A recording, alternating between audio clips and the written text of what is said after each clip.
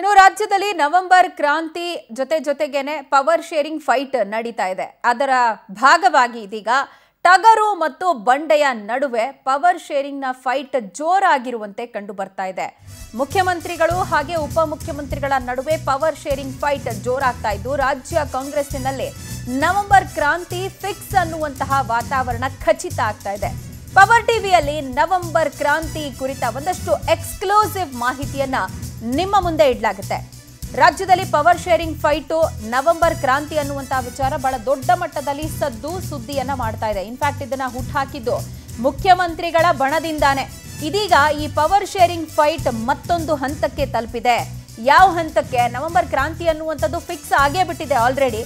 ಯಾವ ಹಂತಕ್ಕೆ ಈ ಫೈಟ್ ನಡೀತಾ ಇದೆ ಅನ್ನೋದರ ಕುರಿತಾದಂತಹ ಎಕ್ಸ್ಕ್ಲೂಸಿವ್ ಮಾಹಿತಿಯನ್ನ ನಿಮ್ಮ ಪವರ್ ಟಿವಿ ನಿಮ್ಮ ಮುಂದೆ ಇಡುವಂತಹ ಪ್ರಯತ್ನವನ್ನ ಮಾಡ್ತಾ ಇದೆ.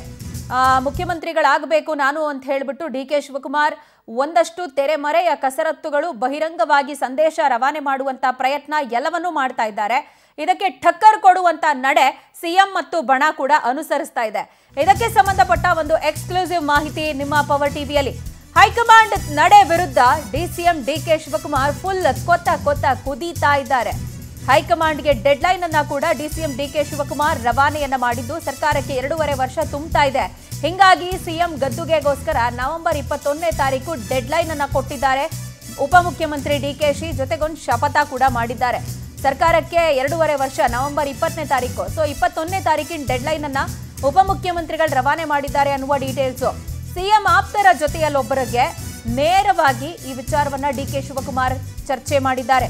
ನವೆಂಬರ್ 21ರ ಒಳಗಡೆ ವರಿಷ್ಠರು ಈ ಬಗ್ಗೆ ತೀರ್ಮಾನ ಮಾಡಬೇಕು, ಇಲ್ಲವಾದಲ್ಲಿ ನನ್ನ ದಾರಿ ನನ್ನದು ಅಂತ ಸಿಎಂ ಆಪ್ತರ ಬಳಿಯೇ ಡಿ.ಕೆ. ಶಿವಕುಮಾರ್ ಮಾತನಾಡಿದ್ದಾರೆ. ಈ ಮೂಲಕ ಪರೋಕ್ಷವಾಗಿ ಪಕ್ಷ ಬಿಡುವ ಎಚ್ಚರಿಕೆಯನ್ನ ಕನಕಪುರ ಬಂಡೆ ರವಾನೆ ಮಾಡಿದ್ರಾ ಅನ್ನುವಂತ ಪ್ರಶ್ನೆ ಬಹಳ ದೊಡ್ಡ ಮಟ್ಟದಲ್ಲಿ ಚರ್ಚೆ ಆಗೋದು.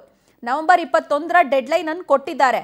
ವರಿಷ್ಠರು ಇದರೊಳಗಡೆ ಏನಾದರೂ ತೀರ್ಮಾನ ಮಾಡಿದ್ರೆ ಸರಿ, ಇಲ್ಲವಾದಲ್ಲಿ ನನ್ನ ದಾರಿ ನಂದು ಅನ್ನುವಂತಹ ವಿಚಾರವನ್ನ ಡಿ.ಕೆ. ಶಿವಕುಮಾರ್ ಮಾತನಾಡಿದ್ದಾರೆ ಮುಖ್ಯಮಂತ್ರಿಗಳ ಒಬ್ಬರ ಜೊತೆಯಲ್ಲಿ ಅನ್ನುವಂಥದ್ದು ಗೊತ್ತಾಗ್ತಾ ಇದೆ.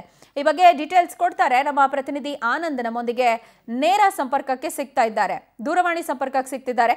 ಆನಂದ್, ನಾವು ಗಮನಿಸ್ತಾ ಇದ್ದೀವಿ ಉಪಮುಖ್ಯಮಂತ್ರಿಗಳು ಪದೇ ಉರುಳಿಸ್ತಾ ಇರುವಂತಹ ಅಥವಾ ಪ್ರಯೋಗ ಮಾಡ್ತಿರುವಂತಹ ಅಸ್ತ್ರಗಳನ್ನ, ಒಂದು ಕಡೆ ಸಾಫ್ಟ್ ಹಿಂದುತ್ವ, ಅದರ ಜೊತೆಗೆ ಹೈಕಮಾಂಡ್ಗೆ ತಾವು ಎಷ್ಟು ನಿಷ್ಠರು ಅನ್ನುವಂಥ ಸಂದೇಶ ರವಾನೆ ಮಾಡುವ ಪ್ರಯತ್ನ. ಹೈಕಮಾಂಡ್ ಏನು ಹೇಳುತ್ತೋ ಅದುವೇ ನನ್ನನ್ನು ಕನ್ಸಿಡರ್ ಮಾಡಲಿ ಲಾಯಲ್ಟಿ ಫ್ಯಾಕ್ಟರಲ್ಲಿ ಅಥವಾ ಅವ್ರು ಕೊಟ್ಟಂಥ ಟಾಸ್ಕ್ ಕಂಪ್ಲೀಟ್ ಮಾಡಿದ ಫ್ಯಾಕ್ಟರಲ್ಲಿ ಅಂತ ಸಂದೇಶ ರವಾನೆ ಮಾಡೋದು. ಇದೆಲ್ಲವೂ ಕೂಡ ಫಲಪ್ರದವಾಗದಿದ್ದಲ್ಲಿ ಮುಂದಿನ ಹೆಜ್ಜೆಗೂ ನಾನು ಸಿದ್ಧ ಅಂತ ಈ ಸಂದೇಶ ರವಾನೆ ಮಾಡ್ತಿದ್ದಾರಾ? ಹಾಗಾದ್ರೆ ಖಂಡಿತವಾಗ್ಲೂ ಪ್ರಜ್ವಲ, ಡಿ.ಕೆ. ಶಿವಕುಮಾರ್ ಅವರು ಹೈಕಮಾಂಡ್ ಮುಂದೆ ಮಂಡಿಯೂರಿ ತಮ್ಮ ಒಂದು ಬೇಡಿಕೆಯನ್ನ ಈಡೇರಿಸಿಕೊಳ್ಳೋದಕ್ಕೆ ಮುಂದಾಗಿದ್ದಾರೆ. ಆದ್ರೆ ಆ ಒಂದು ಪ್ರಾರ್ಥನೆಗೂ ಕೂಡ ಹೈಕಮಾಂಡ್ ನಾಯಕರು ಯಾವುದೇ ರೀತಿಯ ಒಂದು ಕಿಮ್ಮತ್ತು ಕೊಡ್ತಾ ಇಲ್ಲ ಅನ್ನೋ ಒಂದು ಅಸಮಾಧಾನ ಡಿ.ಕೆ. ಶಿವಕುಮಾರ್ ಅವರಿಗೆ ಕಾಡ್ತಾ ಇರ್ತಕ್ಕಂಥದ್ದು. ಈ ಹಿನ್ನೆಲೆಯಲ್ಲಿ ಡಿ.ಕೆ. ಶಿವಕುಮಾರ್ ಅವರು ನವೆಂಬರ್ 21ರ ತನಕ ಡೆಡ್ ಲೈನ್ ಕೊಟ್ಟಿದ್ದಾರೆ ಅನ್ನೋದು ಮಾಹಿತಿ ಸಿಕ್ಕಿದೆ. ಯಾಕಂದ್ರೆ ನವೆಂಬರ್ 20ಕ್ಕೆ ಸರ್ಕಾರ ಬಂದು 2.5 ವರ್ಷ ಆಗುತ್ತೆ, ಮತ್ತೆ ಸಿದ್ದರಾಮಯ್ಯನವರು ಸಿಎಂ ಆಗಿ 30 ತಿಂಗಳು ಆಗುತ್ತೆ.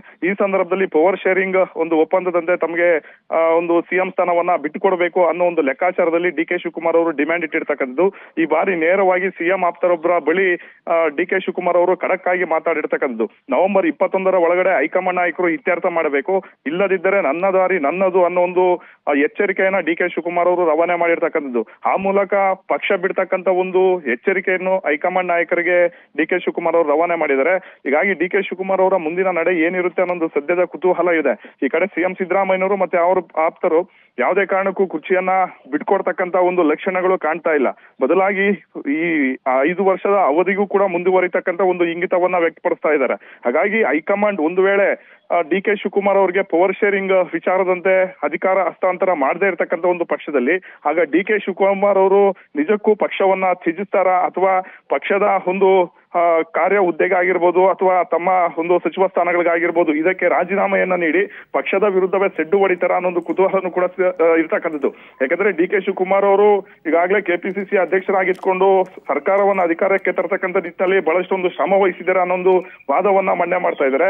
ಹೈಕಮಾಂಡ್ ನಾಯಕರು ಕೂಡ ಪದೇ ಕೆಪಿಸಿಸಿ ಅಧ್ಯಕ್ಷರ ಒಂದು ಕೊಡುಗೆನ ಬಗ್ಗೆ ಕೂಡ ಅವರು ಮೆಚ್ಚುಗೆಯನ್ನ ವ್ಯಕ್ತಪಡಿಸ್ತಾರೆ.